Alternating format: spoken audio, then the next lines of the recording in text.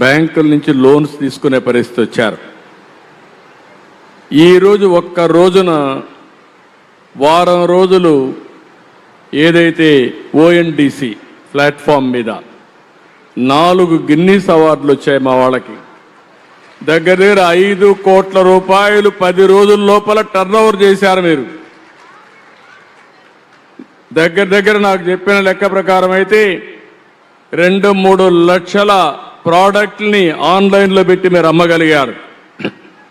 అంటే మీరు తయారు చేసే వస్తువుల్ని ఏ ప్లాట్ఫామ్ మీదైనా పెట్టి మీరు ఇంట్లో తయారు చేయడం, ప్లాట్ఫామ్ ఉపయోగించుకోవడం, అక్కడి నుంచి నేరుగా వెళ్ళి ఎవరికి పోవాలన్న వాళ్ళకి చేరుతుంది, డబ్బులు మాత్రం మీ అకౌంట్కి వస్తుంది.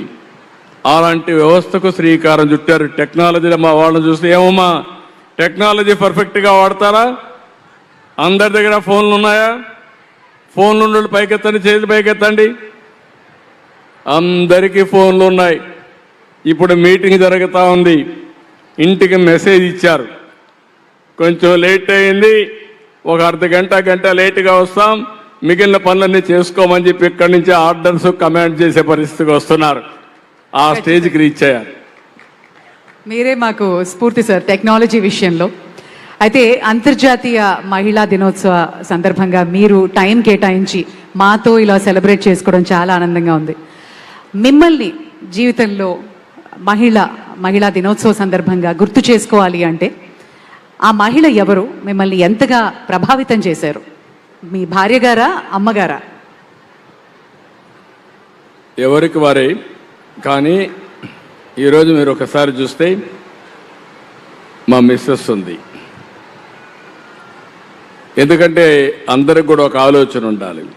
అవకాశాలు ఇస్తే అవకాశాలు ఉపయోగించుకోవాలి. అదే సమయంలో మన సమర్థత నిరూపించుకునే అవకాశం వస్తుంది. బిగినింగ్లో మా మిస్సెస్ కూడా వ్యాపారాలు చేయడం తెలియదు.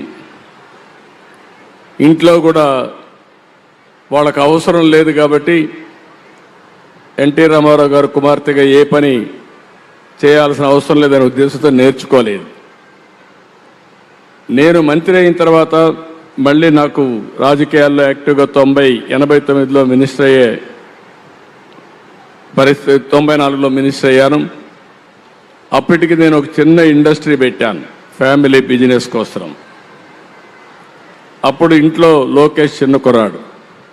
అప్పుడు నేను ఆలోచించి బిజినెస్ చూసుకోమని మా మిస్సెస్ను కోరాను.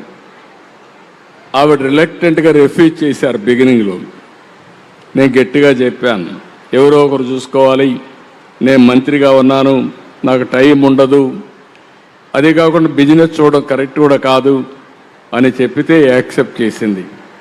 యాక్సెప్ట్ చేసిన తర్వాత నేను మంత్రిగా ఉండి మళ్ళా ముఖ్యమంత్రి అయ్యాను. 10 ఏళ్ళు రాజకీయాల్లో యాక్టివ్గా ఉంటే అక్కడి నుంచి అంచెలంచెలుగా ఒక సాధారణమైన మహిళ హెరిటేజ్ కంపెనీని డెవలప్ చేసి పిల్లలను కూడా అందరినీ, మా అబ్బాయిని కూడా బాగా చదివించి పెళ్ళయిన తర్వాత ఇద్దరిని కూడా స్టాన్ఫోర్డ్ వరకు చదివించే పరిస్థితికి వచ్చిందంటే అది మహిళలకు ఉండే శక్తి అని చెప్పి నేను మీకు తెలియజేస్తున్నా. ఇప్పుడు అక్కడితో ఆగలేదు. ఎన్టీఆర్ మెమోరియల్ ట్రస్ట్ ద్వారా సేవా కార్యక్రమాలు చేస్తూ ఉంది. అంటే ఇప్పుడు సర్వీస్ యాక్టివిటీస్కి వెళ్ళింది. అంటే ఒక మహిళ మీరు గుర్తుపెట్టుకోవాల్సింది 10 మందికి స్ఫూర్తినిచ్చే స్థాయికి మీరు ఎదగాలి. నేను మా ఇంట్లో కూడా ఊహించలేదు. అలాంటిది మా మిస్సెస్ చేయగలిగిందంటే అందరికీ ఆ శక్తి ఉంది. అందుకే నేను మనస్ఫూర్తిగా మా మిస్సెస్ని అభినందిస్తున్నా. ఎందుకంటే ఓసారి మనం కూడా అక్నాలెడ్జ్ చేయాలి మంచి చెడుల్ని. అలాంటి మంచి చెడులు చేసినప్పుడు నాకు ఎలాంటి ఇబ్బంది లేకుండా అన్ని పనులు చూసుకోవడమే కాకుండా అవసరమే 10 రూపాయలు ఇచ్చే శక్తి కూడా సంపాదించుకుని నాకు ఖర్చు పెట్టమంటే పెట్టే పరిస్థితికి ఉన్నారు. నేను రాజకీయాల్లో సంపాదించలేం కాబట్టి వ్యాపారాల్లో వాళ్ళు సంపాదించే పరిస్థితికి వచ్చారు. కాబట్టి this is a great day. ఎందుకు ఈ మెసేజ్ ఇస్తున్నారంటే కష్టపడితే మీరందరూ కూడా ఒక పెద్ద ఎత్తున పేరు తెచ్చుకునే అవకాశం వస్తుంది. అది ఒక రోజులో కాదు, నిరంతరం ఆలోచన చేయాల్సిన అవసరం ఉంది. అబ్సల్యూట్లీ. సార్, మీ తల్లి గారి విషయంలో మిమ్మల్ని